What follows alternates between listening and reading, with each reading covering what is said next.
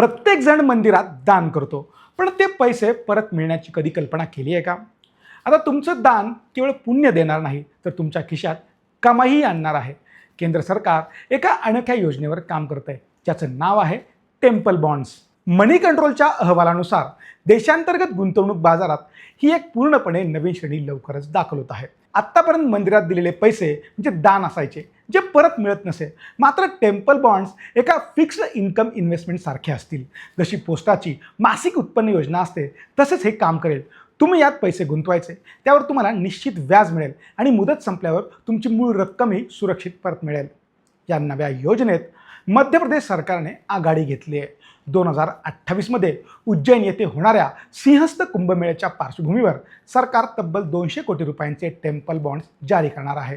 यातून जमलेला निधी उज्जैन आणि परिसरातील मंदिराचा विकास, भाविकांसाठी रस्ते, पार्किंग आणि पायाभूत सुविधांवर खर्च केला जाणार आहे. देशातील मोठी धार्मिक स्थळे आता केवळ श्रद्धेची केंद्र राहिलेली नाहीत, ती आता तीर्थक्षेत्र अर्थव्यवस्थेची इंजिन बनली आहेत.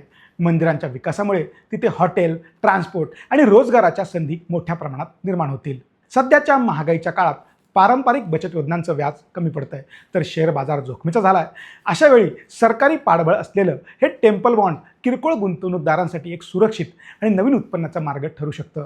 आता मंदिरातला तुमचा रुपया फक्त आशीर्वाद देणार नाही, तर तुमच्या आर्थिक प्रगतीचाही आधार ठरणार आहे.